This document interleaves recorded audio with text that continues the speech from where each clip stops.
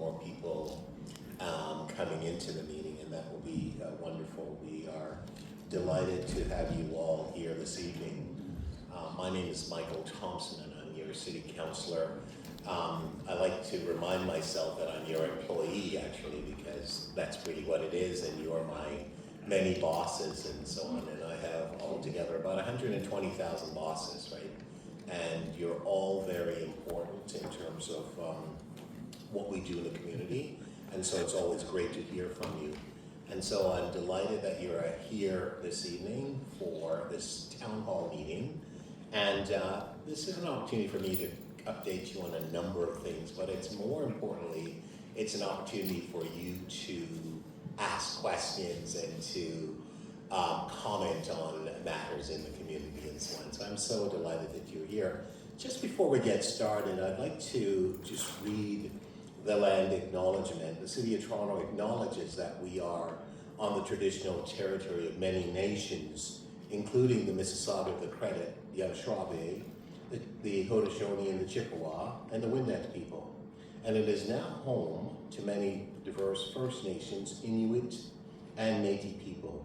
The city also acknowledges that Toronto is covered by Treaty 13, signed with the Mississaugas of the Credit, and the Williams Treaty, signed with multiple Mississaugas and Chippewa Band.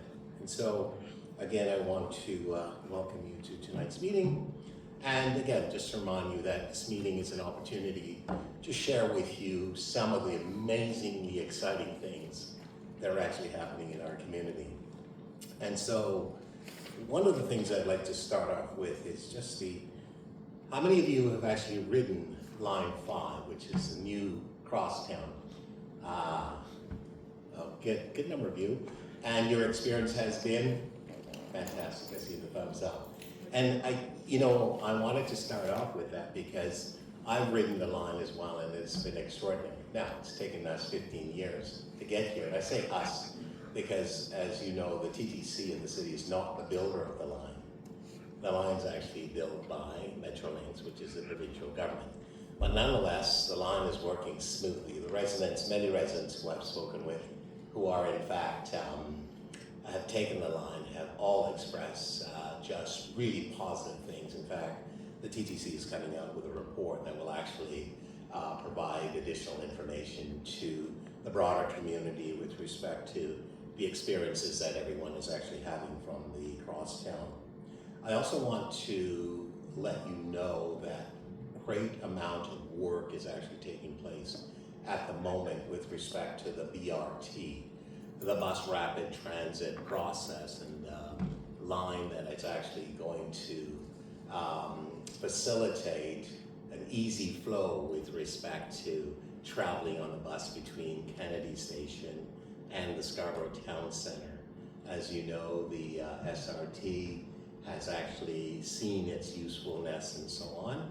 And as a result, we are looking at ensuring that there's a continuity with respect to connection between Kennedy and the Scarborough Town Center.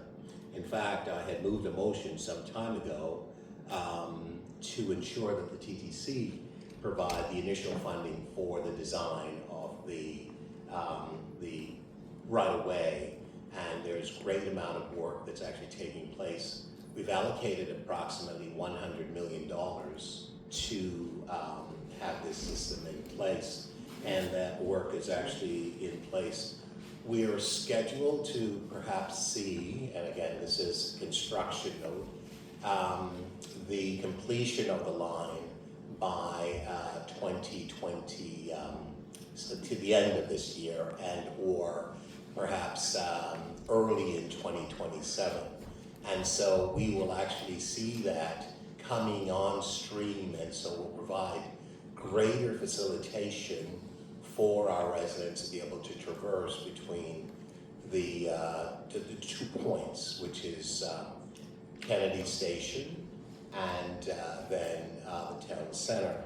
Now, I'm also very happy to say to you that when that particular route is operational, we will be removing the red lane on Kennedy Road we will be removing the red lane on Midland. As you know, we've actually had to put those in place in order to ensure that the thousands of riders who are riding the TTC as a result of the SRT replacement and so on have the ability to get to and fro rather quickly. It has actually created a challenge for some drivers and so on because it narrows down the opportunity of greater access with respect to additional roadway on the road.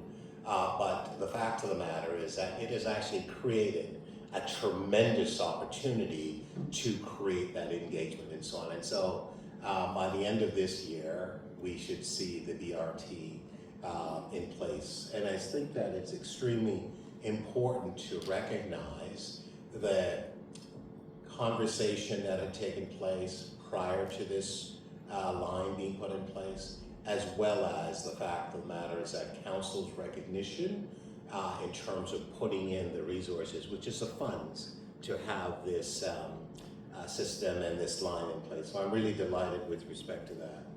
And so I'm happy to report that there's also the work that's actually taking place with respect to the extension of the Bloor Danforth line.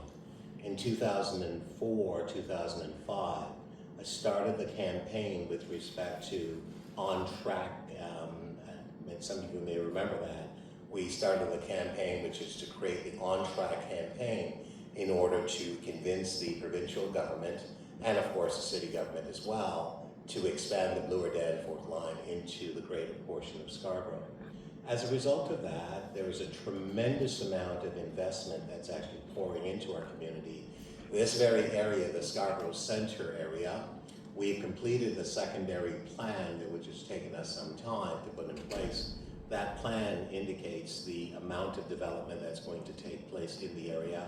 There's going to be a tremendous transition that's taking place with the Scarborough Town Centre itself, and what you will actually see is additional development here. Now, we will not be losing the Scarborough Town Centre. I wanted to make that very clear to everyone. What we will actually be doing is that we'll be gaining additional residency in the area. We are also in the process of seeing a number of development, purpose-built rental development that's taking place. One right now that's on the go is the one at 25 Borough Drive. That's by Oxford Property. Additionally, we've been working now with a TRIA development, which is on the west side at the intersection of Brimley and Progress, where we will have about 1,700 units of purpose-built rental. This is very important because what we're actually planning is our downtown, which is this area here. It's been in the making now for quite some time. And so what we're looking at is seeing the development that's going to take place and all the other things that are needed for development. As you know, we will have more daycare, we will actually have more park facilities, we will have various amenities, we'll have the piazzas and so on in the community so that people can traverse the area. We will see more walking trails, we will have more parks, a variety of those types of elements that are needed in our community will in fact be in place. And so we've been working with respect to this plan for some time. And you know, it's really important for you to understand, most people think that in politics, you can actually just snap your finger and things get done. How many of you believe that? Great. Okay. In fact, that is not the case. It does take some time. And for some people, it probably takes too much time and so on. But the point of it, though, is that we are planning great things for our downtown Scarborough. And I'm really excited with respect to what we actually have in place. There are so many things that we actually have in place. I will invite you to, if you are interested, either reach out to my office. And I'm here, by the way, with some of my staff members. We have Michaela, who is here, Michaela Lewis. And we have Waldane as well, some of you may know. And we also have Ishmael back here as well. Ishmael's going to be doing the projection in a moment and so on. So I'm hoping to get to that in a second. And so it's really important in terms of what we've seen with respect to transit in our community. the more that we actually invest in transit opportunities, the more we will see enhanced development in the community. One of the things that we're actually working on right now, my team and I are working on a micro transit plan for our community, because it's really important with respect to all the varying different aspects with respect to how we're working on that. And so it's really important. And we broadcast that information out to the community. So we've had a chance to get some feedback, and people are quite excited about that. Now, we don't have the financial elements in place and so on, but we do have the structure of a start planning process so that we can be able to help our residents be able to traverse the area.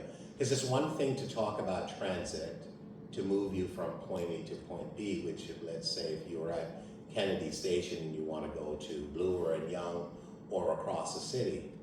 But as you know, Scarborough is a big place.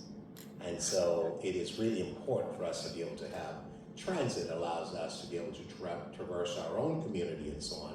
And that's a big piece that I've been working on. We will have more information to come out about that as we move forward in the next number of months and so on. But I'm excited to just to share that information with you.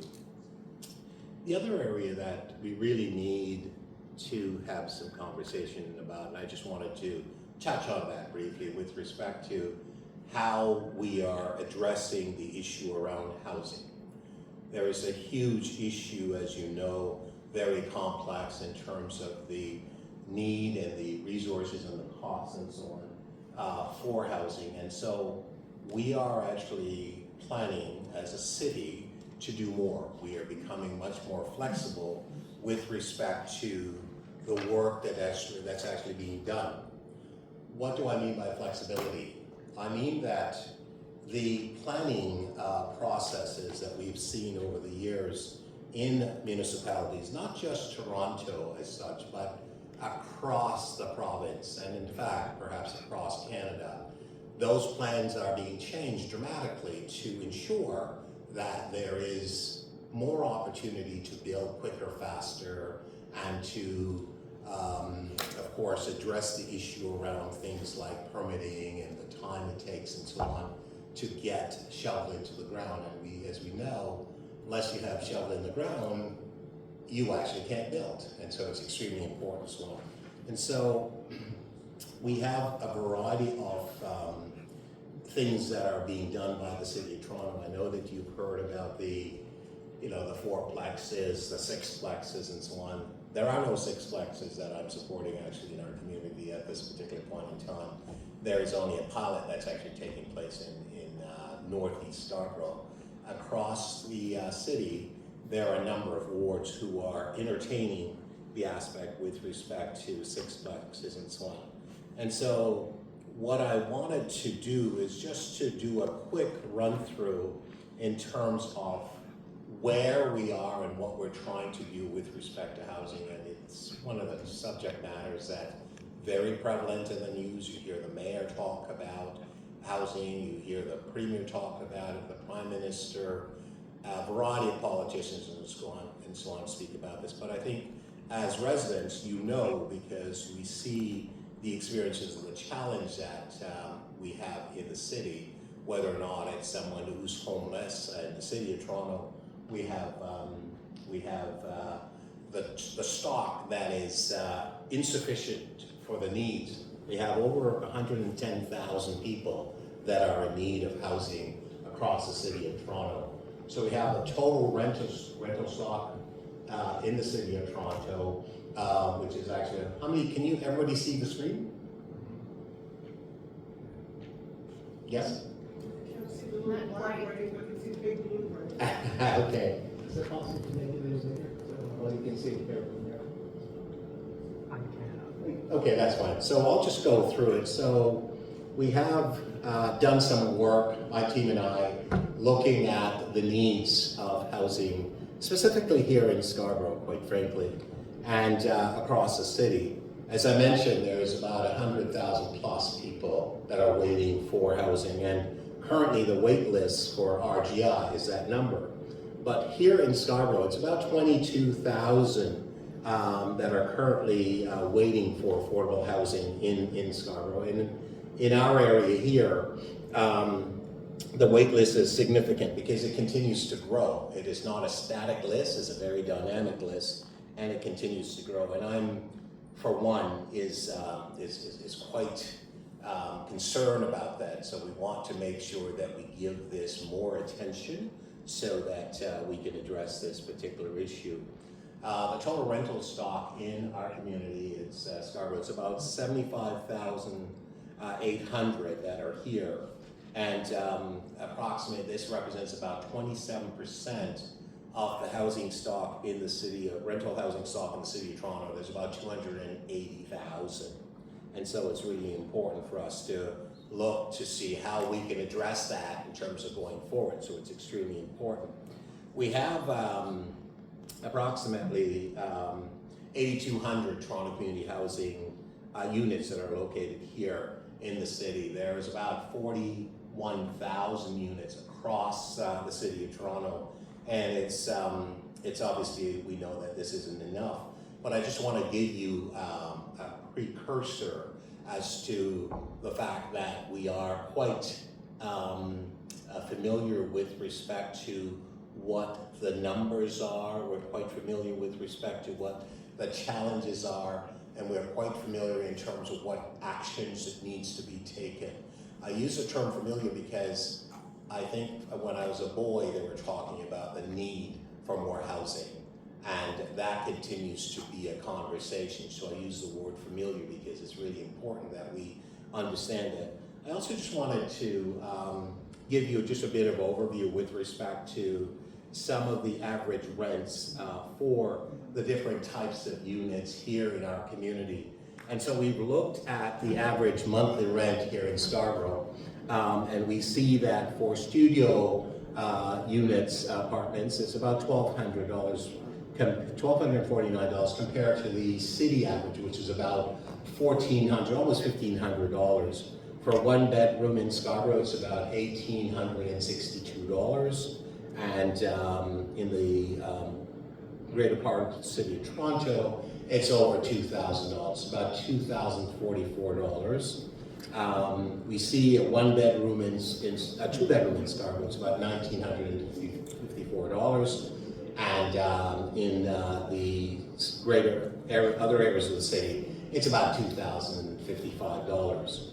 And three bedrooms, which are very low in terms of the stock, it's about $2,580, whereas in the greater part of the city of Toronto, it's about $2,900.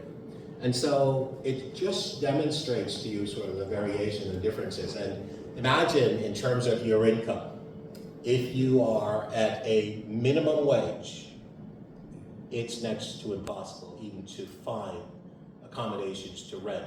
So we recognize these things, and the city has a number of different program initiatives to address and to help some residents with respect to the needs to address the issue around affordability and so on. And it's a challenge overall. And so this is why we think it's extremely important that we actually have residents who are obviously working and having good jobs and things like that, because part of our job as well as city councilors is to ensure we have investments coming into the community. We see the growth, we see jobs that are taking place and so on. So we're working really hard with respect to our community as well. I wanted just to now just change the slide a bit, because I think I want to put this in context that you will appreciate and understand. So first and foremost, we mentioned about the number of Toronto community housing units that we actually have in the community, which is about 8,200. The RGI waitlist is, as I mentioned, was about 22,000. The number of affordable units that we built over the last 5 years, can anybody else? You can see the number there. It's only 850, which is not a very good number at all. And so we're working to respond to those issues, and it's extremely important. So we have a target of some 12,000. It's the 10-year target. At this rate, we're actually not meeting that particular target. And I think that it's really important to understand that, and it's a number that my office has come up with, and we are preparing to share this information with a variety of different sources in the city and beyond. At the number of units that we have seen here, at the rate that we're building, it will take about 77 years. 77 years for us to accommodate the needs that exist now. Imagine that, right? Imagine that you're born and you could die without actually having the housing that you actually need. And so the reason why I've done this work, because this is not the city's work, this is my work, is I really wanted to take a real serious look as to how we're responding to the needs that exists in the city and the time that it's taking us to be able to respond to the needs that exist in the city. And so that number, I must tell you, is rather glaring because for me, it's extremely high. Now this is just for Scarborough. And so we're gonna work to address that, I can assure you. The greater part of the city, it's about 40 years. And so we need to get those numbers down dramatically. I'm not aware that anybody has looked at it in this particular fashion, but I'm looking at it in this particular fashion because I want it to be addressed. I want to make sure that we respond to the needs. We looked at the number, as I mentioned, some 100,000 people that are waiting for housing. The fact of the matter is that every minute, every day, it grows. There's approximately 12,000 people who will be sleeping in one of our shelters tonight. That's a significant number of people. And as we know, if you don't have a stable housing, well, quite frankly, you usually don't have a job. You usually don't have a lot of the things that we take for granted if we have stable housing and a job. And so it does create a real challenge. But the good news is that where there are challenges, there are opportunities. And recognizing numbers like these helps us to now ensure that we can plan and put in place. And I'm happy that people are taking notes. I'm happy that people are actually ensuring that they have information so that they can use for purposes to be coming forward. Because that is a conversation that we want to have. We want you to tell your friends, we want you to tell everybody about the numbers that I've actually found that is actually problematic for us. And so we are going to deal with them. And so what I wanted to tell you that is as part of the recommendations that we're actually working on the city, and they're right on the screen here, and so I'll just read through them for you. So we're gonna push through for other housing types other than just high-rise within Scarborough communities and across the city. So we're looking at the missing middle, so the mid-rise housing, low-rise housing, laneways and so on, and modular housing. All of these types of housing should be welcome in our community. Now, what I want you to be mindful of is that when you bring about changes to address challenges, you have consequences and you actually have impact. Whether or not it is lack of parking and a variety of other concerns that comes forward as part of the processes that we are going through. So we have to make sure that we address those particular issues as well, because you can't solve a problem by creating another one, because it is not the best way of resolving issues and so on. So we're mindful of all these. Some of the other things that we actually have to do as well is that we have to cut the red tape. We have to look at what's happening with respect to interest rates, and now we don't control the interest rates. That's something that the Bank of Canada does and so on. And also it's a challenge because of all of the global and international forces that create situation in terms of market and market disruptions and so on. And so we need to create processes where we actually move the planning processes much faster so that we can get more housing built in time to catch up to the issue of the supply and demand.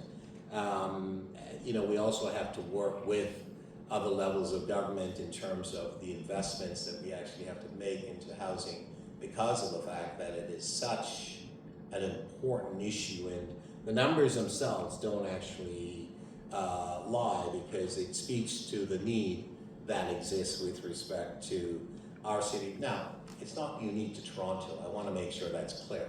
This is a global issue. Toronto certainly is an area of concern, because this is where we live. This is where we make decisions on behalf of the 3 million people who reside here in our great city and so on. So it's really important for us to be able to address that. So the work with the additional levels of government is extremely important in terms of collaboration, contribution. The federal government has made an announcement, which is quite significant in terms of the funding to the province, and then it will trickle down to the municipalities, so that we will see DC's development charges and so on being reduced, so as to encourage new builds, new developments taking place. In fact, the numbers that have been indicated, so an individual house or unit that's being built could see a savings of approximately $130,000. And that's extremely important, because what we are trying to do, we're trying to curb and respond to a crisis that exists in our city and so on. So it's really important, and I want you to think about that. And so when you have an opportunity to be able to ask questions and comment, I want to ask you to provide ideas in which we can actually utilize to help as part of our response in terms of addressing the issue around housing and the shortage thereof and so on. So the bottom line is that we have we've built only 285 units, and really doesn't really do much to address the issue around the affordability and the fact that we have some 22,000 people that are on the wait list for RGI, which is rent. I keep using the acronym RGI, but RGI, for those of you who may not know, it's rent year to income. Scarborough is growing and has, in fact, one of the tightest housing market within the city. So we see improvement in transit. We see that more people want to live here, and at the same time, we see that there's a shortage of housing. What we discovered in some of the work that we've done recently in my office is that when you actually have a person who rents a place in Scarborough, the turnover ratio for those individuals leaving those places where they rent is actually very low compared to many parts of the city. So in Scarborough, when you rent a place, you stay in that place. Many other places, when you rent that place, you have a tendency to move. In fact, people are moving to Scarborough, right? So just want to remind you of that fact. So we find that there has been an influx of people, and of course we welcome that, moving to Scarborough, because Scarborough is like a really cool place. Scarborough is a cool place to live. Scarborough is a great place to raise family, great place to shop, great place to do great things. And Scarborough, as I always say, Scarborough rocks, and it's extremely important to recognize what's actually happening in our community and so on. And so those are just some of the issues around housing and how we are planning to address some of the issues there. For those of you who live on Brimley or near, between Eglinton and Lawrence, you know the challenges that when you drive on that roadway. Whether or not it's wintertime or summertime or any time, it's actually very difficult because it's very bumpy. You have a lot of choppiness, you have a lot of bumps in that roadway. Good news, we're gonna fix it. We actually have a plan that's gonna be in place very shortly. You'll see the crews out there to fix it. Now, the reason why it's taken us so long to fix it is because of the fact that the SRT had derailed, and we had to convert Kennedy to one lane of Red Lane and Midland as well. And so the transportation folks had decided that the work that was already planned, which is some 2 years ago that we should have done, they delayed it. And part of the delay came because of the adjustment and so on that were needed. So it took a tremendous amount of more time for residents to have the effect. Now, it will still happen in the next number of weeks and so on, but within the next few months, you'll start to see the work that's going to be done there, that's going to transform that area. It will be just like the north side from, basically from Lawrence and Brimley all the way up to the 401. You'll see that you'll have smooth roads very shortly. So wanted to make sure that you're aware of that. I now want to draw our attention and to give you some information about a number of things that are extremely important, and these are investments that we're making in the community into our park system. So parks and recreation, we have a variety of things that we've been working on this for some time. And as I said earlier in my remarks, sometimes, well, actually all the time in government, it does take time for things to develop and so on, so it's extremely important. So we have, for those of you who are in the following area, we have Maryville, the sports center there. We have the pool, we have the playground, we have the walkways and the buildings and so on. So we are now working on a plan to upgrade the outdoor swimming pool that's actually in place. Also working on the driveways, the walkways in the area, and the adjacent parking lots and so on. And the pool, which is over close to where Trestleside Grove is located, we will see the upgraded repair of the building systems and all the components that are needed to ensure that we reduce carbon footprint, to ensure that these facilities are brought up to date and so on. So we have the resources that are set aside.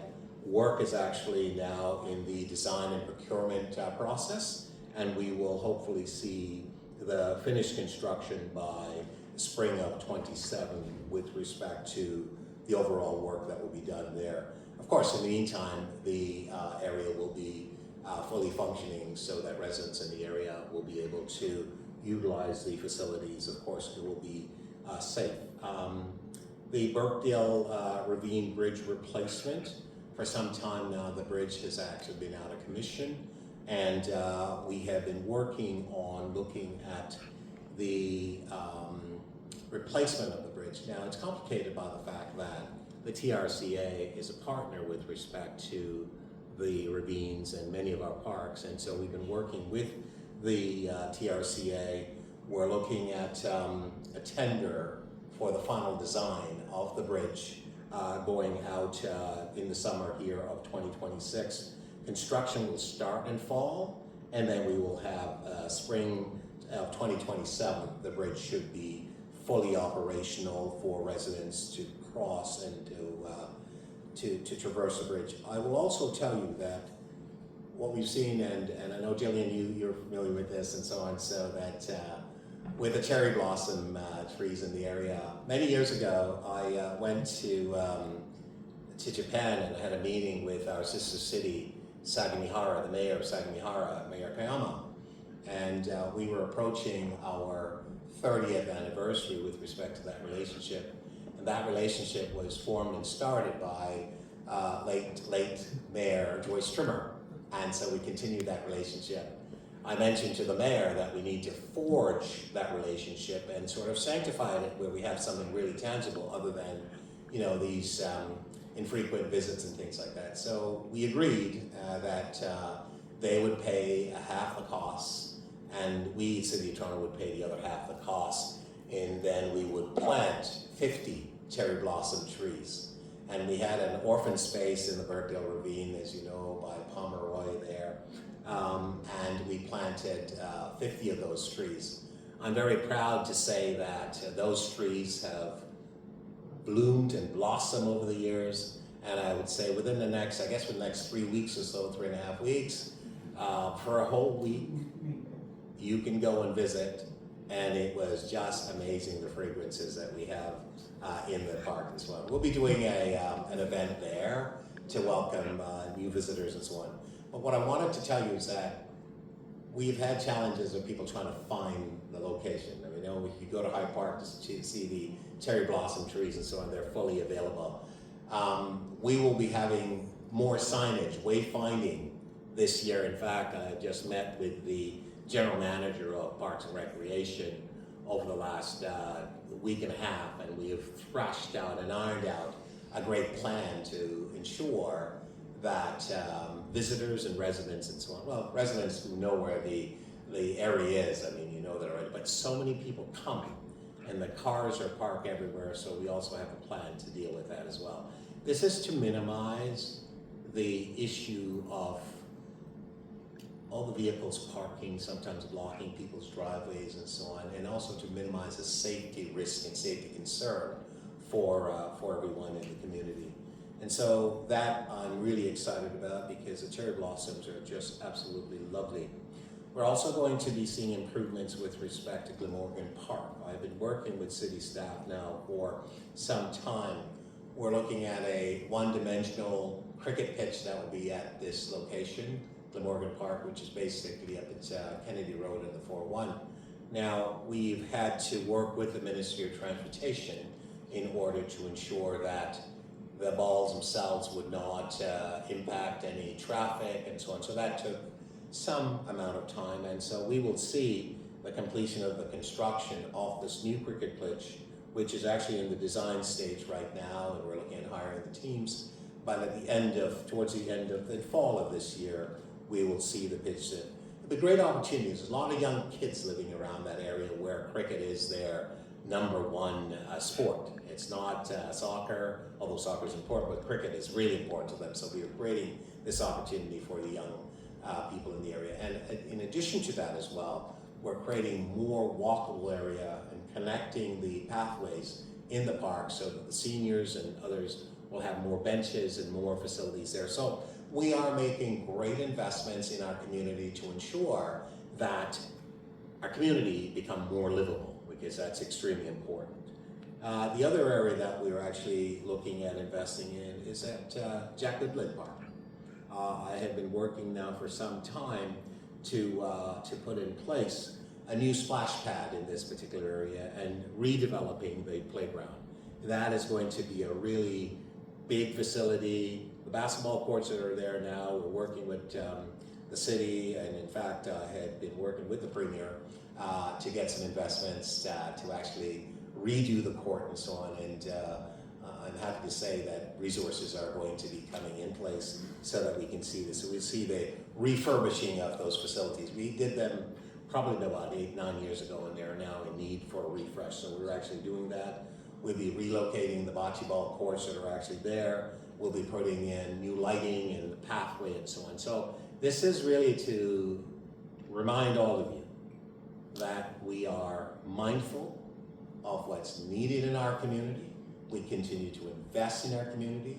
We continue to review and look at all the things that are going to make our community more livable and make our community a continued wonderful place to live. The other final, I guess, two things that I wanted to mention is that at Thompson Park, and I know we've been working at this for some time, I have had calls from residents who are having more outdoor skating facility. For those of you who skate, because there are some of you who may not, but for a lot of people who skate, they want to see more outdoor facilities and so on. So we've been working on that, and it's taken us some time working with city staff, but we are going to have a new skating trail at Thompson Park. This will be coming into place. In fact, we've already we've hired the design team. We have gone through a process, and we will be going through more process of community engagement, looking at the design and development and so on. And we're looking in terms of more design details being in the spring of 2027. So in late fall of 2027, we'll be hiring the construction crew and so on. And we're looking at sort of 2028, 2029, that everything will be finalized. Now I say that because, you know, time goes rather quickly, right?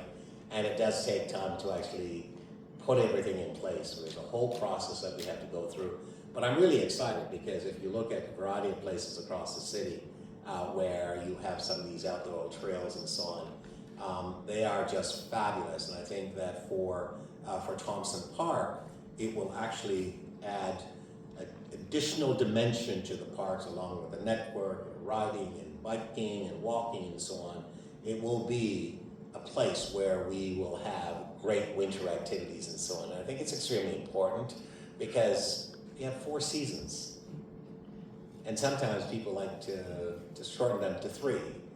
But winter is a lot of fun, and we've always created opportunities in the community. So this will add an additional dimension in our community and so on. The final thing that I wanted just to touch on, our last mayor of Scarborough was Frank Faubert. Jillian, you knew him, I knew him, many of us knew him as a great leader in the community and so on. We have the woodlots that's actually just outside, the Frank Faubert woodlot, and many people don't really know much about it and so on. So I've been working with staff about putting in a heritage plaque so that we will actually have some information about our last mayor and the contributions that he's actually made in terms of making our community a greater place for us. It makes it more livable in terms of the work that Frank and his leadership and so on. So very shortly in spring of this year, we will see the installation of a plaque acknowledging Frank Faubert and so on. And it's just to the east of the Hand of God Park. So if you're in the area and whenever you're in the area, do take a look, because these facilities are quite a great benefit to the residents, and especially the residents around this area here in the condos here. They're able to go and walk and traverse in the community. The green space is obviously a great opportunity to create more livability for residents in the community and so on. So that's extremely important. I just wanted to also talk a little bit about snow services. How many of you what was your experience with respect to the snow clearing this year? Was it better this year or last year? So I see thumbs up and thumbs down, so it's never perfect. Can we separate the road to the sidewalk clearing? Pardon? Road versus sidewalk clearing? We'll do that on the question and answer. We Because can of do destruction of lawns with the... Yeah, we'll do that. We'll do that. I appreciate that. So we have seen a tremendous amount of improvement with respect to snow clearing this year versus last year. For some, you may not, but the overall response that we've received from citizens across the city, we have seen an improvement. We've invested more, and we've responded in a timely fashion. We've actually gotten into the business of actually not simply clearing snow, but also moving snow, which is what a lot of other cities have done. We've always sort of avoided that because of the costs and so on. But when we look at the opportunity costs with respect to the challenge that residents have to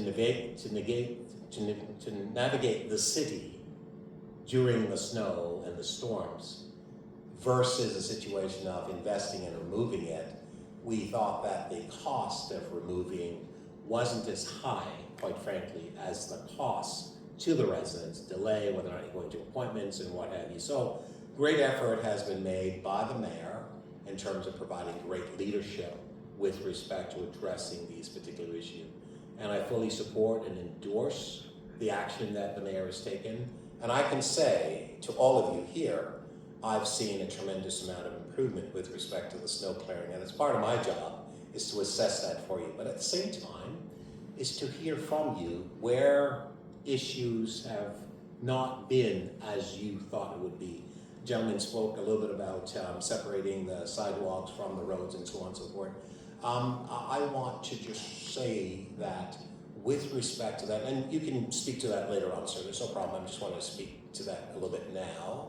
What we have seen is that over the years, our contract are structured in such a way where the sod has been affected because of the plow, we actually have what's called a holdback with respect to the contracts, which is a certain sum of monies that are actually kept so that when the repair is being done, it's not an additional cost to the city. So it becomes basically, it's a bit of a penalty to the contractor because they're causing the problem. And I do agree with you, sir. It is a problem. I mean, my own lawn has been affected and so on, and it took the city, although I'm a city councilor, time to come because they do a certain amount of work during a specific period of time. and that when the weather changes, they don't do any more work, right? So by the time, if they haven't gotten to all of it by August or early September, no more work's going to be done until the following year. So you could, in fact, be waiting a cycle or two, which is unfortunate, and that's kind of how it goes, and that's part of the challenge, sir. And so it's really important for me to let you know that we have done a lot of work. Can I just ask a question? Yeah, no, just you can get a chance to do that. You'll be my first on my list, right? I'm almost getting there. We're almost getting there. We're almost not getting there. So we're on time getting there. And so these are some of the things that I wanted to bring to your attention that we've been doing in the community and so on. And so there's more, and you can always go on the city's website. You can always go and take a look at my newsletters and so on, and information that comes out. And so now we get to the questions and answers here. And then you have the first opportunity. Mikhail, we have some handheld mics, right? So, and Waldine, we have the mics. So we will give you a microphone, sir, and you have one question and a follow-up, okay? Thank you. And just let us know who you are as well. Can I make some observations? Oh, absolutely. Well, you can do that. So you have, so just the point is, you have a question and a follow-up, but I think I will give you a preamble as well. Go ahead, sir. Tell us who you are. Tell us who you are. It works. This works? Yeah. My name's Paul Harlishin. Hi, Paul. There's a bridge at Thompson Park that's been closed, Yeah. and I think it's silly that... Just speak into the mic, please. I think it's silly that these bridges get replaced. They never get painted or treated with anything for rust. And the city is now welding plates to the bridge that has collapsed. If these bridges were hot-dip galvanized, they would last 2 to 3 times longer. Yes, they cost more, but the lifespan of those bridges and the impact to community would be much, much less. And if you're doing the Burpale Bridge, I hope you put some galvanizing in the tender. I know it costs more, but it lasts much, much longer. If you've put $1 billion contract with T.O. Snow, are you realizing the savings that were originally proposed? That's my question. So I will say to you, sir, whatever savings that has been proposed, we would be able to assess that with respect to at the end of the You're 4 years into the 10-year contract. I agree, but all I'm saying to you, I don't have that information with me, but I'm just saying to you that the annual reports that we get from our city staff does not actually address the issue around what we're actually saving, and it does talk about what we're paying, but we are within the context of the contracts. All of them are within the contract. I don't have that specific information. I'm happy to follow up on that and happy to provide that with you. As my taxes go up, it'd be nice to know that you're achieving the $100 million Sure. savings that you went for single source Yeah. for 10 years. And then with regards to the sidewalks, I've lived at the same house for 35 years. Prior to T.O. Snow taking over, I never had problems with my lawn. And the fastest vehicles in my subdivision are the T.O. plows. Okay. And I will say that the sidewalk plows drive even quicker. The speed limit in my area is 30 kilometers. Yeah. None of these vehicles are doing that speed. It's a Okay. safety hazard. Thank you very much, Paul. That's very helpful. We're taking notes of that. We'll let staff know. It's a gentleman in the hat there, Waldine. Go ahead, sir. The microphone's coming over to you. Thanks, Paul. It's very helpful. My name is Delano Europa. I'm a retired Justice of the Peace of the City of Toronto. And I am a member of SOSA, headed by Carol Bandes. My question is, before I go into that, if you came across the work of Henry Thoreau, it says thousands of men walk the streets in silent desperation.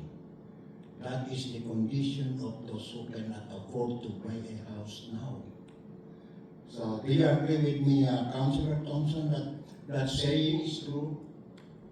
I agree with you that those who are deficient with respect to housing and don't have the ability to be housed obviously transfer themselves throughout communities and so on. Now I go to my point. Yes. Yes, If you have read the book by Peter C. Newman about the Acquisitors, yes. I haven't read that book.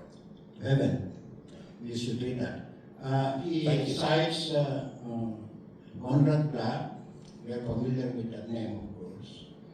Paul de Marais of Quebec, Yes, the in-law of Jean Chrétien, Trevor Ayton, those people, they borrow money, millions from the banks of Canada, and buy apartments. In other words, these apartments are bought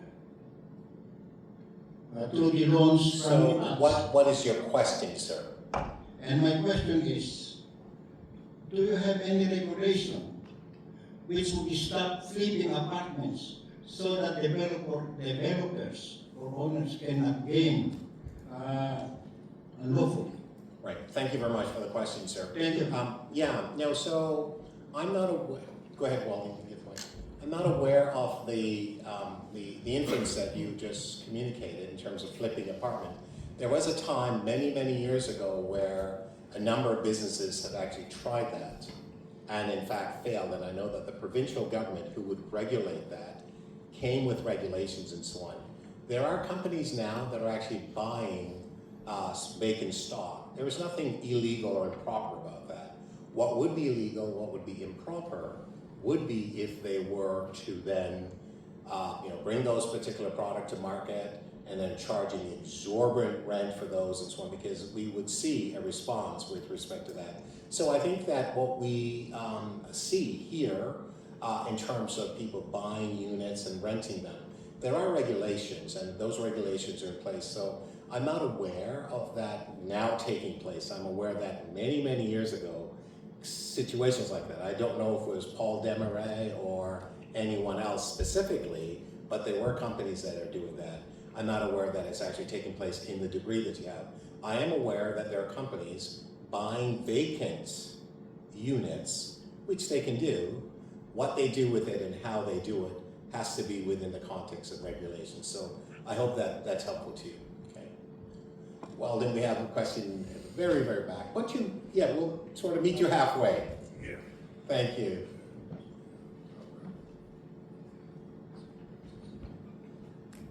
Just a question about the new skating trails in Thompson Memorial Park. Yeah. Will those be kind of on new paths, or will it be kind of taking up the kind of walking and?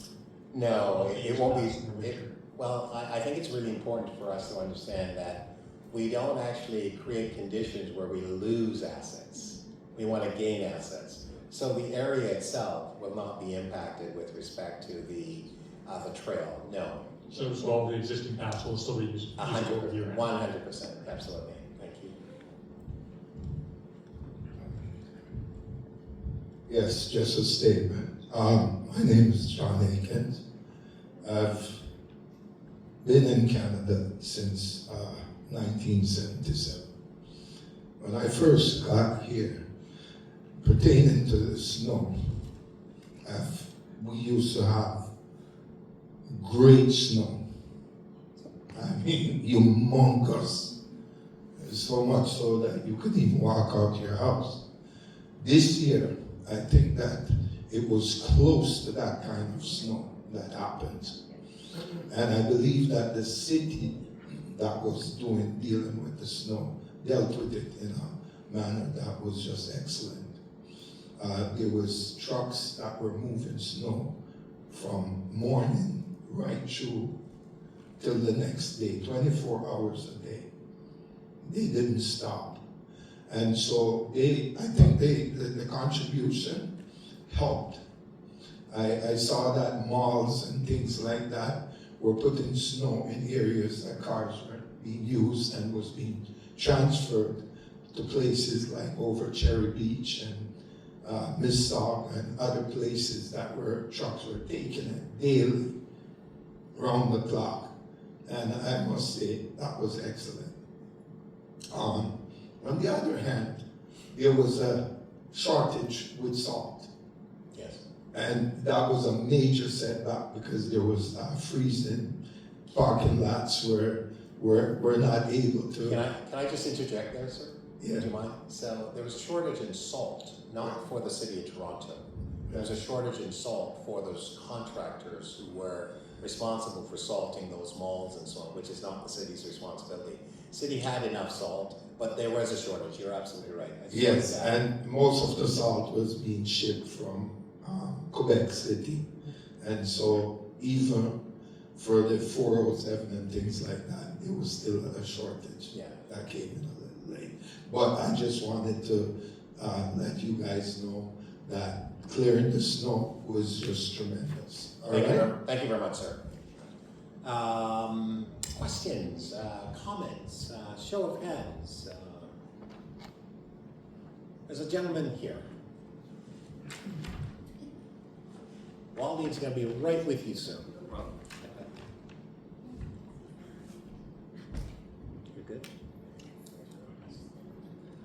Thanks, Councillor. Good evening, sir. My name's Ron Parkinson. I've lived my life in Scarborough and various areas of Scarborough, and my family lived in the Treverton Park neighborhood for over 30 years. As you're aware, I'm a co-founder and spokesperson of SUN, Scarborough United Neighborhoods, and back on March 2nd, SUN held a forum with Scarborough councillors where 19 resident community group leaders from all 6 wards shared their concerns and suggestions on how to correct them. On behalf of them and the audience as well, I'll share that their request, number one request, was for all of our councillors to stop operating as separate ward silos and act collectively on Scarborough-wide issues. Number one request was about parking, which has emerged as one of the most critical, repeated, practical issues. The consistent argument was that Scarborough is not transit-rich enough to support downtown-style parking assumptions.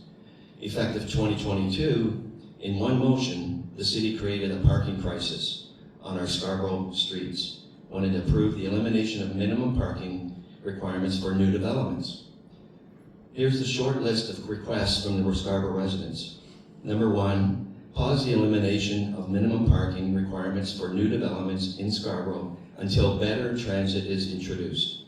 Number two, create a bylaw that prevents new developments from petitioning for street parking permits for new condos, townhomes, and multiplex developments. Number three, and finally, restore access to transit parking, which will reduce congestion on our roads and increase transit usage. Where do you stand on those points? Thank you. Thank you very much, Mr. Parkinson, and thank you for your organization's effort to create opportunities as well as to bring forward concerns that are very evident that residents have brought to your attention and so on. So the issues around, as I talked earlier about the need to create more housing, more opportunities, the city got it wrong. In the effort of creating more opportunities for housing, there was this over approach in terms of, well, let's not worry about parking. That is a problem. But I also have to tell you, the issue with respect to no parking standard doesn't mean no parking. I will say this to you, that in order to develop, and a developer has the obligation to ensure that if the residents that are going to live in their property have parking requirement, they must create the parking. While the city has no parking standard, doesn't mean that you can have no parking. That's the view for some, but that's not in fact the case. As it relates with respect to pausing some of our policies and so on until certain transit measures are in place, very similar with respect to, as I've stated earlier, the fact of the matter is that any applicant who's coming into Scarborough or any other place across the city are required to address parking requirement that is needed for their unique property. I'll give you an example, and I know that in the area that you reside in, you're having some of those challenges, which is in Ward 20. We have at 910 Pharmacy. The developer has come in with respect to a proposal to put essentially almost a larger number of units where once was a single family housing. And by the way, the definition of single family no longer exists. because of the court decisions many years ago, because they say you can't zone for people, you have to zone to ensure that anyone can live anywhere. So what I've done, Mr. Parkinson, with respect to that particular issue, is that I have actually opposed that development. The city requires, for example, a minimum 1 parking spot for a disabled person. The applicant has said, we want relief from that, we don't want to provide that. The city has also indicated, with respect to those types of development, you can't actually have a subgrade units in terms of apartment. So that's below grade, right? So you're having no sunlight, no sun coming through and so on. They've come in saying, we want to put those in. So the very policy that we actually put in place, they want exemptions from that, in as much as we've tried to respond to the issue around ensuring that, yes, we want to respond to the needs of the 110,000 people that are needing housing. Yes, we want to address those particular issues, but we can't do it at the expense of just simply like sunlight, for example. So we actually don't support that. So the work that I've been doing in my ward is very purposeful and focused, not simply to suggest or to adhere to this notion of no parking standards for the city. Again, just to reiterate, just because the city says we have no parking standard doesn't mean it's no parking when you develop something. And so while people will want to portray that, in my area specifically, we've actually found the balance in terms of working with applicants on. As you talked about, Mr. Parkinson, and this is very helpful, that Scarborough councils have to work together. We actually do work together. We actually work quite well together on specific issues as well as ward-specific matters and so on. I will tell you around this chamber, which is where we convene basically once a month to discuss issues as it relates to the issues that are brought forward through the staffing process and so on. We all have a vision to ensure that our area of Scarborough, which has had, unfortunately, people speaking badly about us who have never actually been here, people actually making suggestions in terms of how we ought to live, who actually don't live here. And so we are allergic to those types of suggestions. What we are actually supportive of is to address the needs for the very diverse population who are residing here in the city in the area of the east of Toronto, which is Scarborough, which is an area that we all love and enjoy. So there's a lot of work that's being done, and I believe that to say, I know that my staff were actually at your meeting, and we also have actually looked at the video and so on, which is really helpful because the more voices that we have that speaks to the needs, and then speak to it in an intelligent way, speak to it in a way that reflects purposefully the concerns that residents have, as well as a vision for a better place to all live and so on. So we're able to respond to that. So I thank you very much, and I thank your organization for that. Further questions? There's a lady there, and then behind her, and then Maisie, we'll come to you after, Ms. Lamont. Go Good ahead, please. afternoon, Councillor. Good afternoon, good evening. I am Trinidad. Hi, Trinidad. Hi, how are you? Fantastic, thanks. Okay, I would like to know what is the role of claims bureau when it comes to the claims from the city? Because as I experienced, and I went to your office at one time when I won a lawsuit against the city of Toronto regarding potholes accident. Yeah. It dragged for 5 years, but I said I have to do it because I want the city to be held liable for that accident. Sure, thank you. And one more Yep. is that when my basement was flooded, so I called 311, what is because of the flooding, and they said they cannot do anything about the flooding. So I had my private insurance to investigate. It turned out that the city government did some repiping, and then they made a Y Connection. connections. Yeah. Mhm. So just because we are lower than our neighbors, Yes.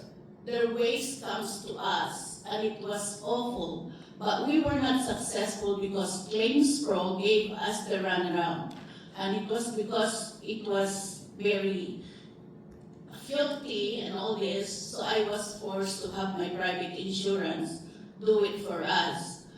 I filed a claim against the city, but they completely ignored it because this Claims Pro is giving us the runaround.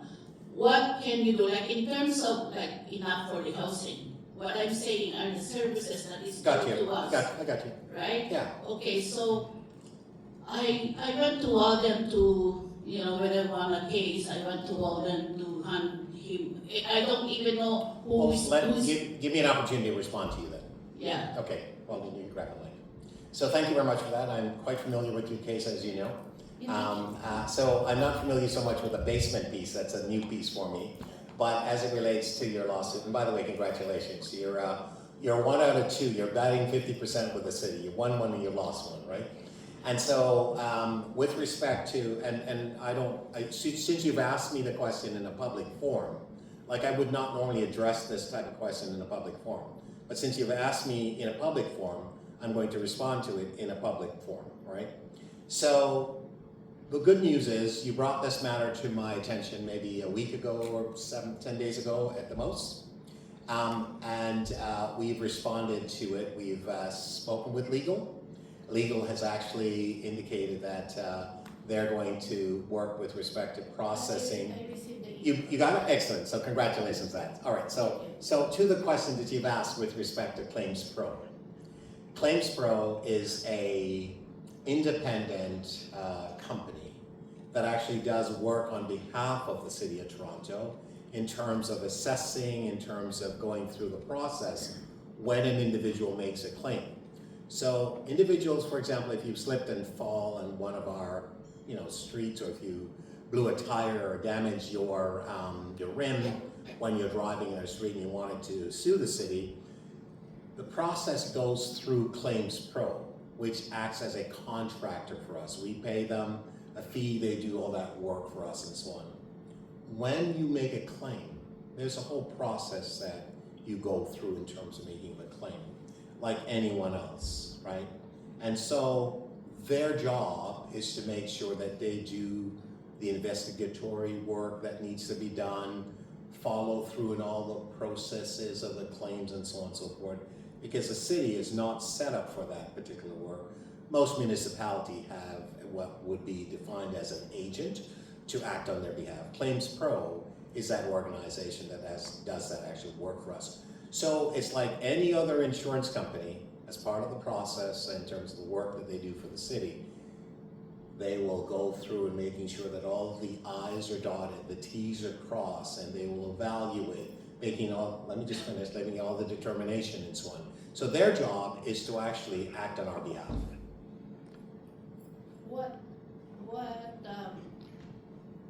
Just give her the mic again, please. Well, 1 second, Trinidad, just wait a second. Wally's gonna bring the mic over for you.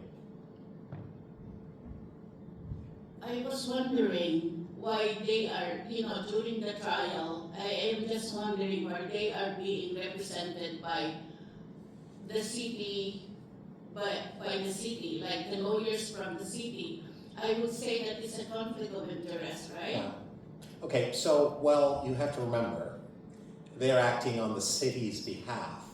And so the city's legal representative would be getting their information from Claims Pro in terms of how they assess the claim.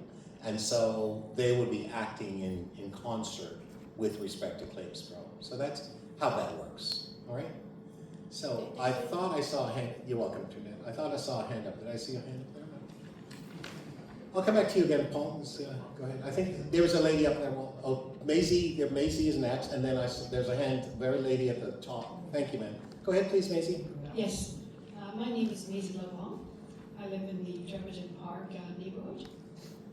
And the Jefferson group of residents have been waiting for your response to appeal the COA decision on 65 Jefferson Drive. I live at 67 Jefferson Drive. We are all aware that allowing garden suites in Scarborough was contentious. However, for those people who were opposed the blow was softened by the understanding that these auxiliary units were to be subordinate to the primary dwelling. The reality is the COA is granting variances that allow the size of these secondary suites to rival the size of the primary residence. The 4-bedroom, 2-story house that's being built in the backyard of 65 Treverton was built as a right-of-way. At the end of the day, the existing community wants certainty. Where do you stand on this issue? Well, thank you very much for that question, Macy, and I appreciate that. As you know, the Committee of Adjustment is an independent body that has the authority and the ability to adjudicate Committee of Adjustment, which are minor variants in the way that they're presented to this entity. The City of Toronto does not intervene with respect to their decision, except where we find that it's egregious in such a way that either we want to appeal. In this particular case, what you're talking about is as of right, that the City of Toronto has provided permission to provide residents the ability to build garden suites or laneway. In this particular case, it's a garden suite. I'm not aware that the size of the property itself was actually a matter that was being considered. The variances in terms of distance and so on and measures were primarily what was actually in front of the Committee of Adjustment. You and others went and articulated your concern. The Committee of Adjustment obviously made their decision with respect to approving that. As you speak about the size and the magnitude of the actual garden suite, I'm not aware that there's anything in question with respect to illegality that has been done. I'm happy to have our staff take a look at it, which is the building folks, right? Which is the reason why I came to your house a couple of weeks ago to speak to you very much on this particular issue, because I wanted to be able to take a look from my own vantage point as to the size of the property itself in question. So that's still something that we will do, and at that point we'll be able to address that. But as it relates to the variances, which is actually what the Committee of Adjustment is tasked with, I don't believe that there's anything improper to what has been done. You may disagree with them, and I may disagree with them, quite frankly, because they don't have to listen to me. They obviously have parameters in terms of the 4 tests that they have got to go through. Once they meet those 4 tests, there's no issues. And at the same time, I can't challenge the decision. The reason why I can't challenge the decision is very clear. The city staff did not oppose the application. So because there is no opposition from the city staff with respect to the application, you would then say, well, why don't you find an independent lawyer? Why doesn't the city fund it? Well, the city is not going to argue a case against itself. And so the authority with respect to the Committee of Adjustment rests with them. You may not like it, and I don't like the decision that they make all the time, quite frankly, because it does have an impact. It is a body that has been structured to actually adjudicate and go through the process along with our staff. Because when a decision, an application is made with respect to the Committee of Adjustment, there's a whole report that goes along to the members. They review those reports depending on what is actually written as part of the recommendation. Staff may at times not make any recommendation because they have no problem with respect to the variance itself. At other times they will say, we have concerns. In my office, when we review those things, we could say we have concerns, but they have to be valid. They have to be within the context of something that is either out of the sort of norm with respect to the variance. Now, what I mean by that is this. If you have a property, and let's say, for example, the distance between the property lines, 3 feet or 3 meters, whatever you want to measure that. When we look at that, we look at a cross-section right across the ward to see where other permission has been granted by the Committee of Adjustment. So a precedent has been set. It may not be right in your immediate area, in Trevithick, for example, but the committee members look at that, staff bring those types of information to them as part of their attention and so on. So they make those decisions. But as I said, I will come over and take a look, and then we'll have our building guys look and examining because of what I've heard you say that was that it seems to be too big and it's not conforming. That is something we can address, and if it is so, that there are methods that we actually have that we can respond to that as well. All right, thank you. Sure, please go ahead, please. Also, they are building a two-story house, attaching it to the two-story shed. So I have no idea what this is going to look like. Yeah. The finished product.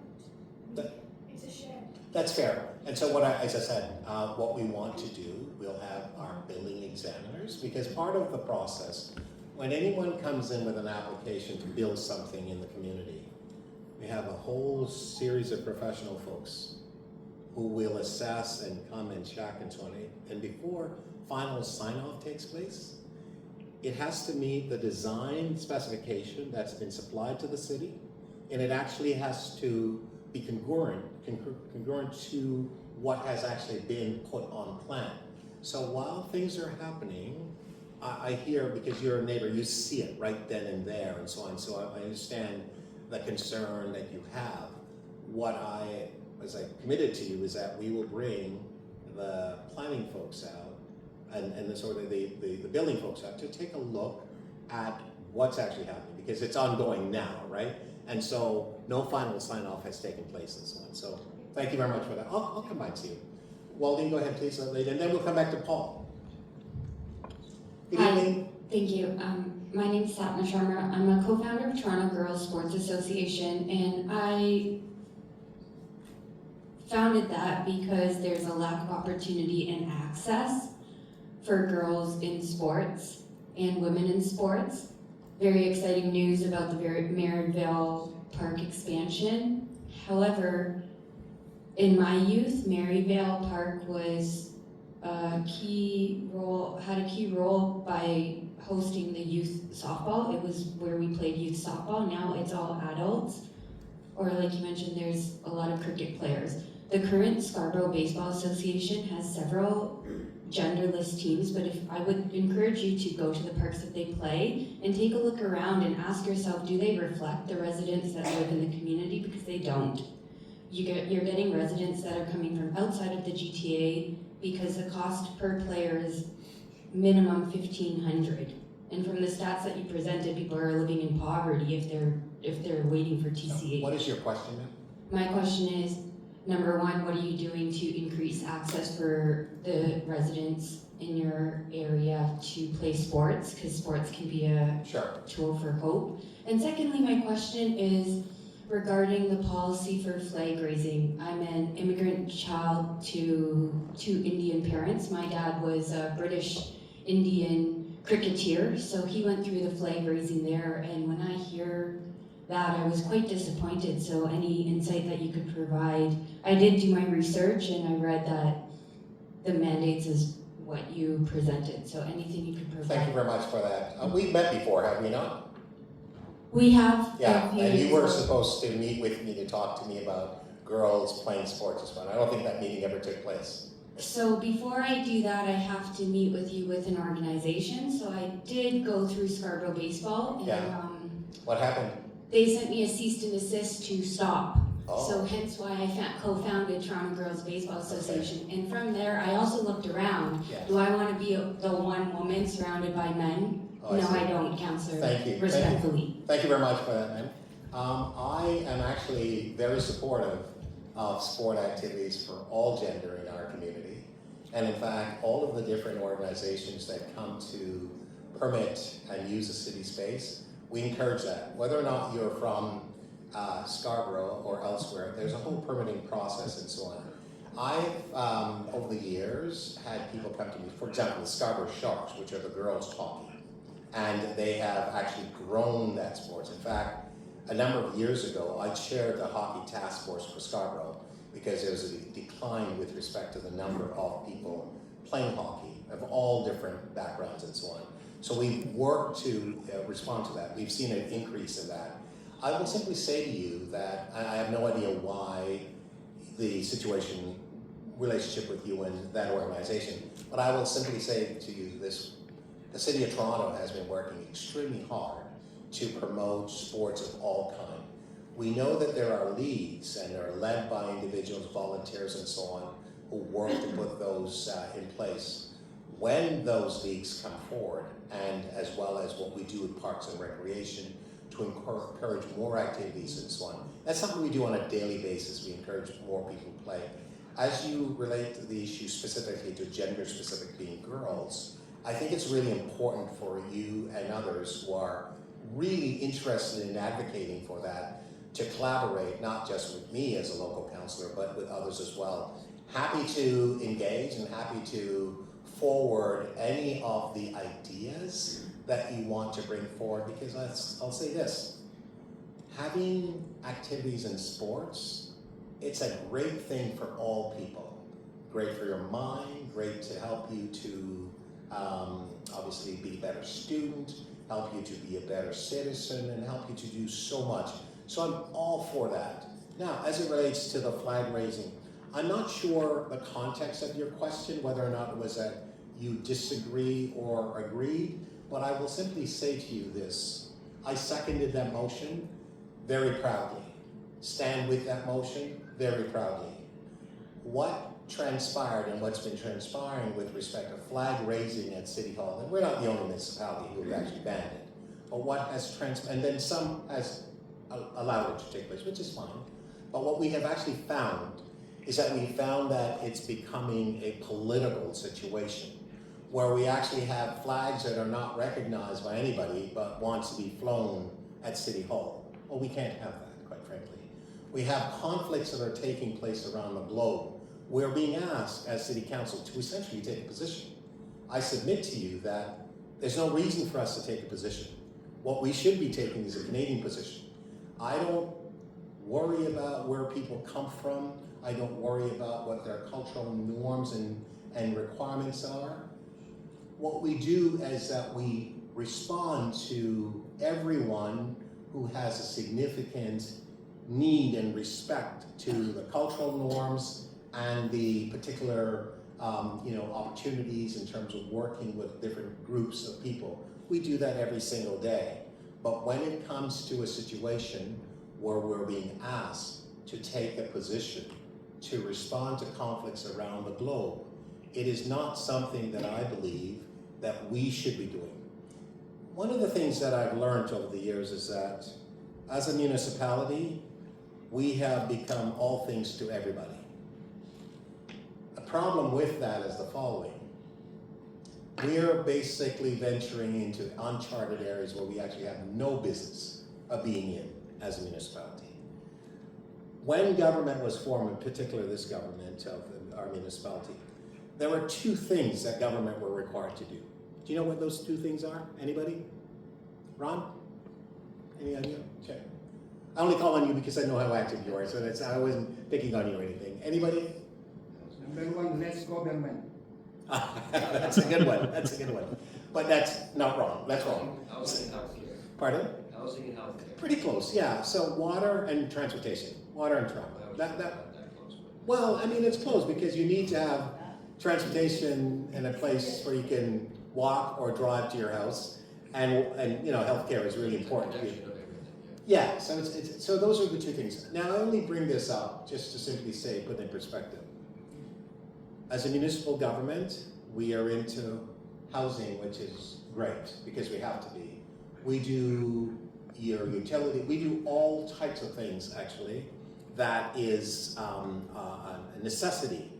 And so what we have seen over the years is that there's been great demand and pressure on the municipality to invest and to spend more and to basically do more than the basic, taking care of your potholes, taking care of your sidewalk, taking care of the snow, doing some of those things that are necessary and so on. So it's really important to recognize that we need to make sure that we create this balance of doing what is purposeful, doing what we are required to do as a municipality and so on. Now, things have changed. And so there's a need to do more, but we actually have to do that within the envelope that exists. I say this because when there's demand on the municipality to do more, there's a demand on you as residents, taxpayers, to pay more. And we know it's very difficult. We're fully aware of that with respect to resources that people have or don't have in many cases, right? So for people who are retired, for example, your retirement pension is not increasing with inflation. It's not indexed to grow and so on. In fact, you're finding that your purchasing power is lower and lower and lower. So for every dollar that we take from you, it's really important to understand that it's a dollar less that you have to spend on things that you need or to spend on your family and so on. I'm acutely aware of that. And so we want to make sure that we assess and make decisions that is reflective of those particular concerns. Because if you make decisions without those concerns, then those are not good decisions. I have to tell you, I go to the grocery store and I buy things, and people say to me, "What are you doing here, Mr. Thompson?" It's the grocery store in the community. I'm buying things and I want to know what the price of things are, right? Because you can't be void of understanding of the actual impact that the economy is having on people when you're being tasked with making decisions that will affect their interests. You have to know, and how you know is by experiencing it firsthand. It can't be a report that you read and says, well, inflation is high and people are paying such and such for milk and so on, because you have to go and shop around. I can tell you that we have a vast number of different community organizations and groups and food banks in the community and so on, and we're working. Just today, we got a school call and said, look, we need some help. Well, we have to increase our pantry and so on, and we reached out, we made some allowances to help. This wasn't city-funded funds that are being used. This is funds from organizations and businesses in the community who are willing to step up and offer resources so that they can buy for the pantry, so their families with children go to the school who don't have enough, believe it or not, right here in the city where there's abundance. And so we are responding in terms of creating opportunities and so on where we're able to help. But I have to know what actually are the issues that my residents are facing. And I like to know that firsthand, not second or third hand, or not to hear about it through the media, but to experience it. And being in the grocery stores and being elsewhere in the community and talking to people and so on. Jillian has her hands up, so you'll go up. Waldine, go up, Jillian. So I have that experience, so it's really super important and so on. So those are some of the things that I tend to do. Paul, when it comes back to you, you'll be sort of the, oh yeah, okay, gotcha. You told him to go to see Jillian. Thank you very much. So I have a comment about something that I didn't realize was underway. So I wanted to make a comment about Burnley Road, and then I wanted to ask a question about Metrolinx and parking to pick up on a point that was raised. In the 1970s, my parents led a fight against the connection of Burnley Road to the 401 because it was the longest residential street in what was then metropolitan Toronto. Part of the reason I became an urban planner was because of the action that took place in our living room. Yeah. We are no longer metropolitan Toronto, but it is still the longest residential street in the new city of Toronto. It has more driveways than any other. So for 43 years of the 60 plus years I've been on the planet, I tried to get in and out of that driveway. So be thoughtful about that when you repave, because that's the speeds, to Paul's earlier point about snowplows. The traffic on Burnley Road was getting fast when I left 20 years ago. And so once that's nicely paved, I know that the speeds will increase. And so that's a real hazard. But the question I had, so I took the TTC for 50 years downtown, and now I don't. Okay. Because essentially the parking's been eliminated. And I'm in regular conversation with your colleagues at the TTC. So my question to you is, how do we help you to break through the fortress that is Metrolinx, that builds a parking lot at Kennedy Station, says it will open it when the LRT opens, and then says, well, actually, we're gonna open it when the subway opens. I now drive to Chester Station, never having driven in my life downtown, and I drive, park at the Green P there, down from there. So at this stage of my life, the last thing I thought I was gonna be doing was giving up the TTC. This is where I thought I was gonna be jumping on it. Yes, they'll have the new subway access, but in the meantime, there is a parking lot at Kennedy Station. How can we help you to get Metrolinx to relinquish that to the purpose for which it is built? Thank you, Councillor Thompson. Yeah, thank you very much for that. So there's a number of things in there that I want to unpack. As you know, Metrolinx is an entity unto themselves, right? Because it's a provincial body. They have legislative protection that basically allows them to make decisions that we are, as a municipality, are opposed to. And in fact, while they may come to us and talk to us, they largely don't have to because of the policies that are in place that are provincially directed and so on. As it relates to the parking lot there, so two things. There's the portion on the south side and the portion on the north side. There was parking on the south side, now they're going to utilize it for their bus operation, their bus bay and so on.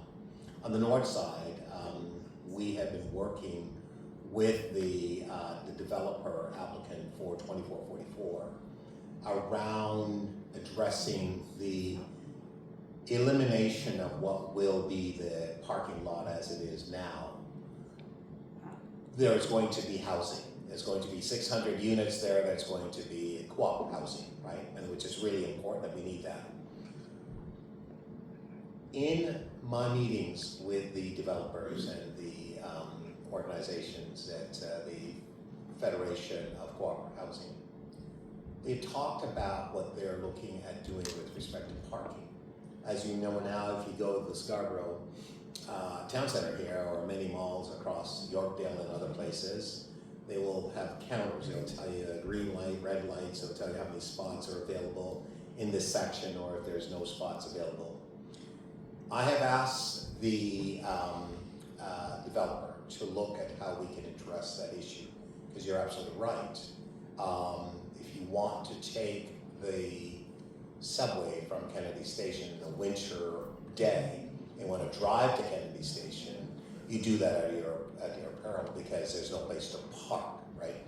And so one of the things that is being talked about, it hasn't been decided, we indicated that when you make the parking for the residents, obviously all the residents will not be there on a daily basis and so on, so they will leave at a certain time, come back at a certain time. And if you utilize technology that exists now, the opportunity is there where you can actually allow for parking for commuter parkers to park in those spots that are available. How many of those spots will there be? I don't know. Will that actually happen? Not sure. Discussions are taking place? Yes.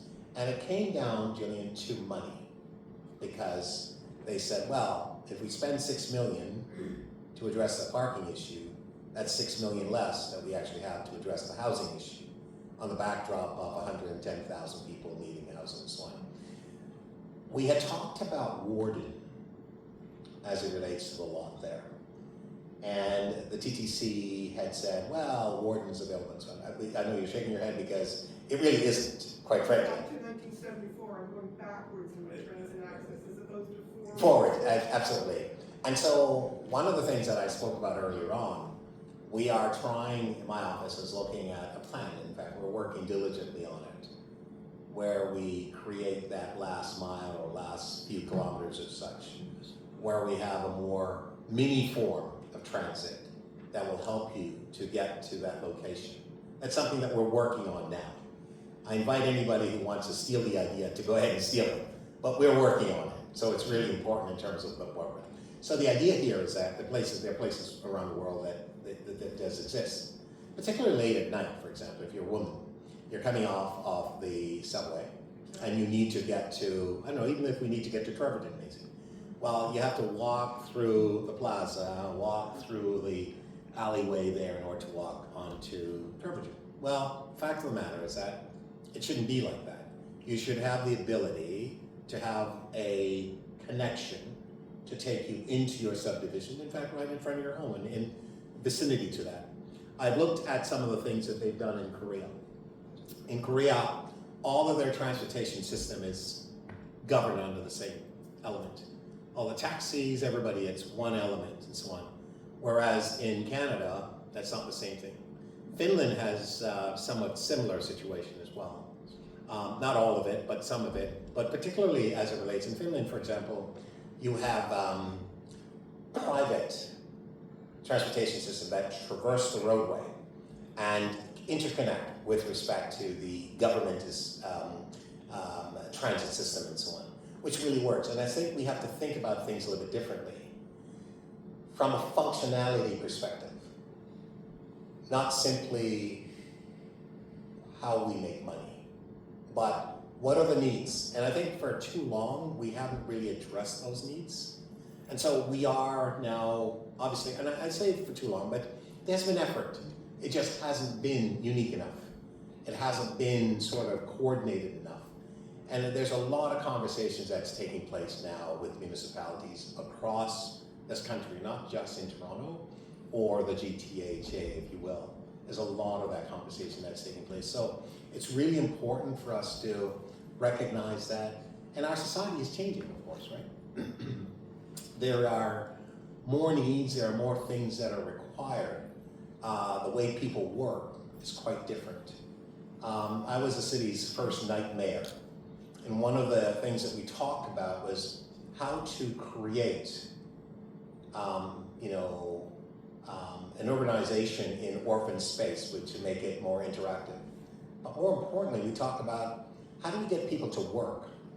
For example, if you have a certain shift and you go to work and you're finished at 3 o'clock in the morning, how do you get home? Uber is out of the question for many people because it's expensive, right? And you have limited income. So I think as a city that's functioning 24/7, we have to look at 24/7 plans to ensure the livability and the workability of our city.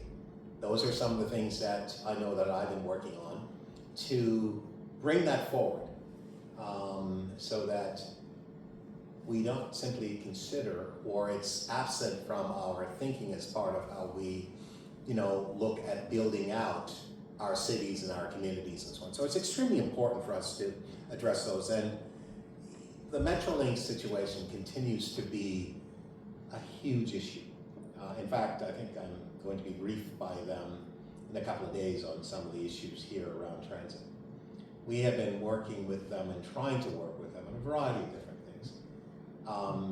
Even in places like along Eglinton, in terms of some of the challenges there, in terms of their decisions about, well, we're going to change the lane configuration to this and this, and then, okay, well, how does that affect somebody crossing the road? How does it affect a car trying to turn and so on and so forth? I will not say to you that they're derelict in terms of their assessment. I will just say to you that because a lot of the decision makers and thinkers don't live in the community, they aren't accurately looking at the needs of the community. And I think that is absent, and that's a real issue. And that's why myself and my other colleagues in Scarborough Community Council, when we meet with Metrolinks, we bring those things forward. But I do think that there has been so much authority given to them. Now, I've asked the question at the province, said, well, why do you give them so much authority?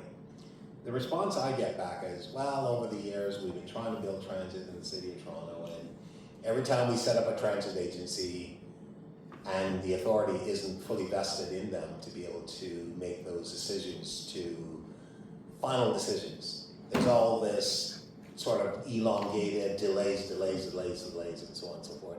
So that has been an issue, and then the upshot of it is that we don't get anything built.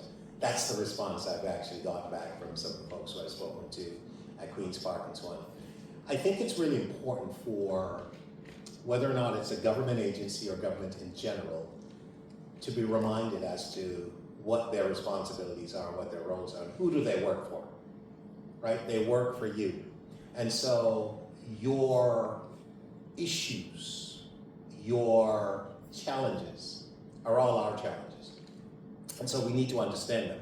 But we have to reflectively make decisions using the lens from a community base. We have to make the decisions that helps us to reflect the needs of the community. And so oftentimes I believe that there is a situation in which those considerations are forgotten.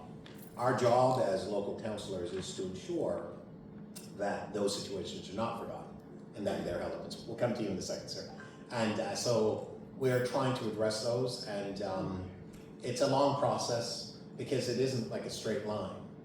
As you know, and your vast experience, you've chaired the library board, you've done all sorts of great things, Gillian, and thank you so much. You and your partner Derek has done so much to make our community a better place. But bigger than that, the city as a whole, right? You've done great things, and I know you're going to help me with the.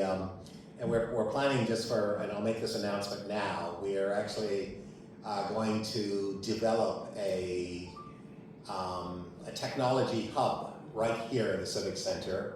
And Jillian, you'll be happy to know this, that just today I got notice that the 5,000 square feet of space that we're looking for, they're going to take me for a tour, show me where it is and so on. And so we've been working on this for some time. We have a lot of young people in Scarborough, and their future is going to be determined by themselves. But their future is going to be assisted and aided by the work that we actually do. And so for those who are interested in high tech or technology, but just simply a space where they can think strategically and having the foresight to come up with ideas and so on and to work. And so to that end, we're going to be working with TMU, DMZ, the Digital Media Zone, that will be working with us. Protexa is going to be working with us. Obviously, the City of Toronto's Economic Development. Centennial College is also going to be working with us. And part of that is that we're looking at creating some opportunities and a satellite situation with them. The reason why it's important here is that the level of transit is going to be so vastly improved. Not a very long time from now, because 2030 is really just around the corner, right? You'll be there. We're building a brand new bus terminal. We're building the new subway station that's here and so on. All of those are going to come into effect. And so in this area, we will create a center of excellence for our young people to have opportunity to grow. But not only simply just coming in, they're going to have the tools, they're going to have the support that helps them to identify the opportunities that they want to work on, but also having the technical expertise. So you will see that group of people coming into, obviously, business, creating opportunities here and so on. So I'm very proud of that. So the gentleman in the center there. And then I'm going to there's a gentleman in black beside Maisie. Go ahead, please, sir. My name is Ken McPherson. I live in the Trevorton Park community. My question, Councillor Thompson, is I've noticed recently that a number of houses in the subdivision have turned themselves into rooming houses. This is going beyond renting out a basement apartment. This is moving in bunk beds and bringing in 8 or 10 or 12, usually students, who are crammed into the basement. I'm wondering what bylaws or regulations govern this. I know that the Landlord and Tenant Act applies to anyone residing in a house, but I'm wondering how legal any of this is. Sure. Thank you very much for the question, sir. Let me just have a drink of water and I'll respond to that. So, the City of Toronto has actually bylaws that allows and regulates rooming houses.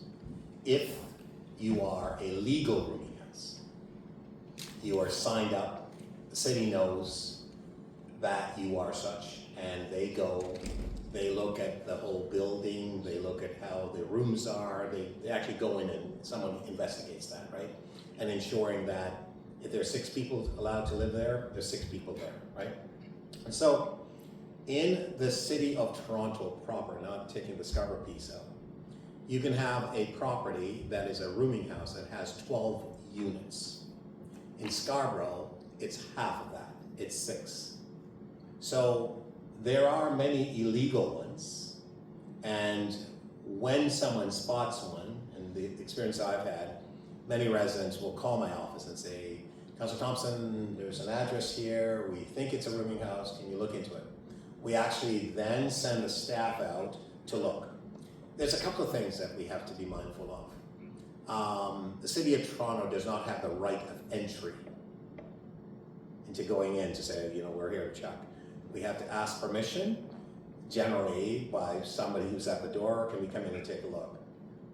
A lot of times they'll say, yes, come on in, because, you know, they're not necessarily the property owner. Generally, we found that some of the property owners are not willing to allow us to go in. The fire department is the only city agency body that can simply go in because of the reasons that they exist, to ensure the overall safety and to make sure that your property is within the context of the appropriate fire protection, and whether or not it's smoke detectors and so on and so forth are in place. So there are rules as it relates to rooming house. We had fought the rooming house installation for quite some time, didn't want them. We were okay with the granny suites, as they were called, or the in-law suites and so on. And those worked well, and many years ago, the city of Scarborough, because it was a city at that time, passed the bylaw that allowed them. But you had to have certain things. First and foremost, you had to have the ability to be able to enter and leave the property in a safe manner. You also had to ensure that, obviously, the unit, the facility, was designed in such a way that it was habitable, so that you could actually live there and so on. So I will just simply say to you, sir, that we do have policies, and those policies are in place. What really needs to happen is that when residents observe and see 10 or 12 beds going into a place, let my office know, or better yet, call 311, you get an SR number, service request number, and then you contact my office, because we can also track it as well, and there are things that we could do to ensure that happens. I know, as I said earlier on, we can't solve a problem, or we shouldn't be solving a problem by creating another one. We are solving problems by creating some with respect to this particular subject matter that you've actually raised.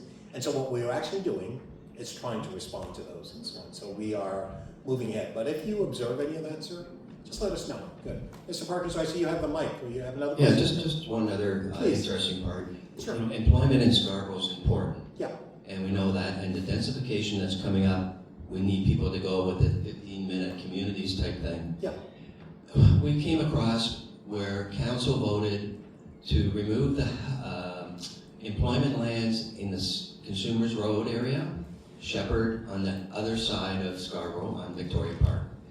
All of that is going to turn from employment land, businesses, to residential.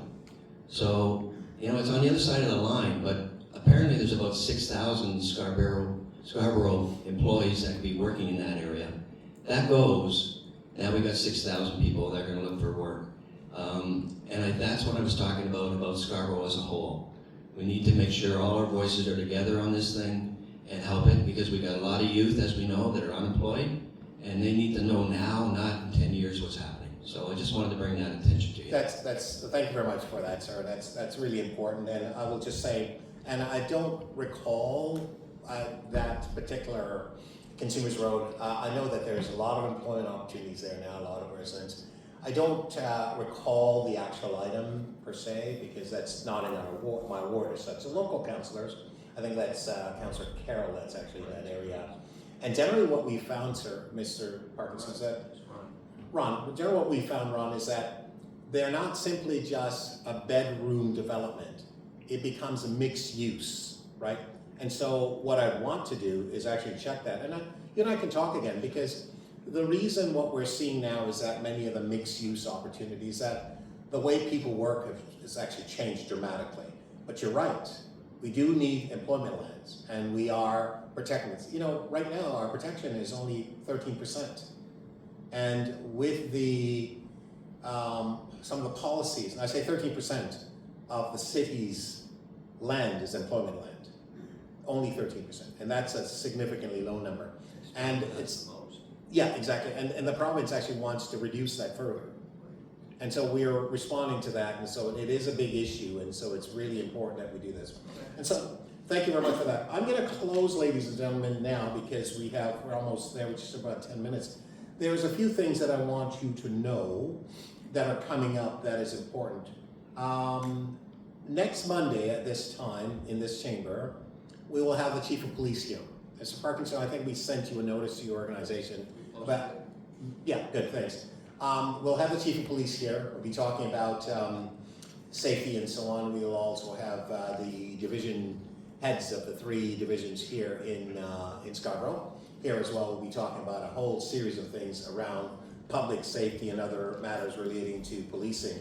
I will say to you, though, that our police are working really hard to protect us on a daily basis, and it would be wise and important for all of you to be able to come out and to have questions if you wish to ask the chief and others and so on. I know that the mayor is hoping to attend as well, so she will be here. We've invited her to come.